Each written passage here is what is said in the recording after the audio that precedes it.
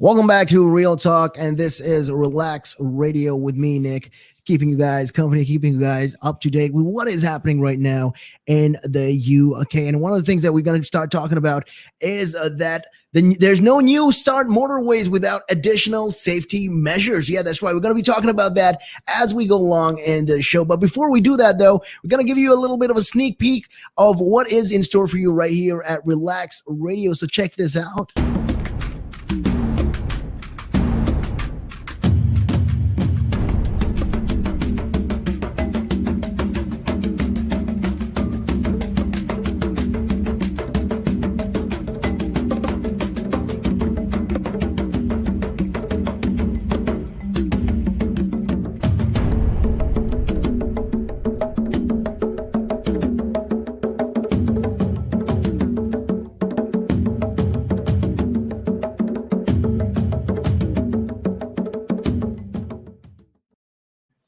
That's right. In case you guys want to follow us, make sure to check us out on Facebook and Instagram. We go big on those platforms. And also reminding you that we're on our website as well. We got some amazing content right there. It is www.relaxradio.net. And hey, if you guys are feeling a little bit chatty, you guys want to talk to me, you guys want to hit us up and let us know, your comments and thoughts on what the stuff that we're talking about. Hit us up on those numbers, 07852-473-473. That's right. You can WhatsApp us. You can talk to us.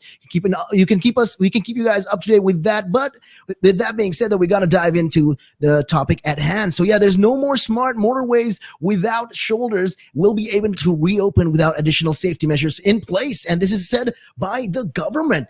And it said, any all new lane running roads would need a radar technology installed first to detect stopped cars. So smart motorways use technology and other measures to cut congestions, such as the hard shoulder, but there are also fears about their safety after fatal accidents involving stationary cars being hit from behind. So in a written statement to the Parliament, Transport Secretary Grant Shapps said that for every 100 million miles driven, there were fewer deaths on all lane motorways than conventional ones. And they also added that we are determined to do all we can to help these drivers feel safer and also be safer on our roads, on all our roads. And he also said the Highways England would now accelerate the introduction of a number of safety measures set out last year. So most significantly, radar-based stop vehicle detection technology will now be installed on all operational, all-lane running. So it's the ALR motorways by September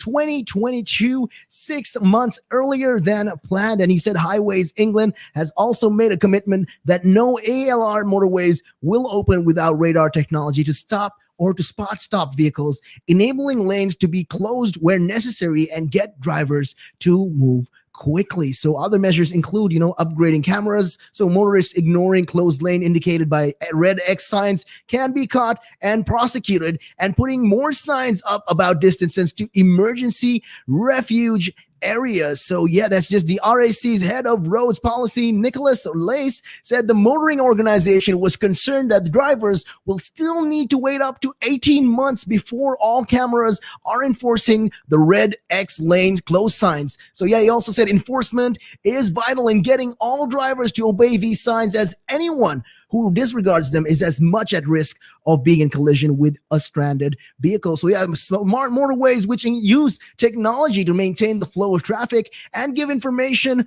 on overhead displays have existed in England since 2002, and the all-lane running versions, which involves opening the hard shoulder permanently to drivers, began in 2014. But a coroner in Sheffield found in January that such roads present an ongoing risk of future deaths after 2 people were killed when a lorry plowed into their vehicle while they were stationary on the M1 in South Yorkshire. So yeah, Claire Mercer, whose husband Jason Mercer died in this accident in June 2019, and who now campaigns against this smart motorway, said it all compromises and it's nothing new. Nothing short of giving back the hard shoulder in every instance will be acceptable. And she said she was sitting in a coffee shop with her husband Jason before he was killed, and she said they were chatting and they were talking, and then the next thing they know, while they were driving, he passed away and he died. So in 2019, right, 15 people were killed on this all-lane running and dynamic hard shoulder motorways. This is 4 more deaths than in 2018. And that's right. So yeah, the number of people being killed in all motorways without hard shoulders increased each year from 2015 to 2019 and totaled 39 deaths. That right, that's a lot of deaths. 39 deaths in just 4 years. So by contrast, on so-called controlled motorways, a type of smart motorway which involves variable speed limits and a hard shoulder, there were 24 deaths in that period. So on conventional motorways, which covers more of the UK than smart motorways, there were 368 fatalities from 2015 to 2019. So yeah, the Highways England report found that crashes between moving and stationary vehicles were more likely on such motorways, but collisions between 2 or more moving vehicles, which is how more people die, were less likely due to speed regulations.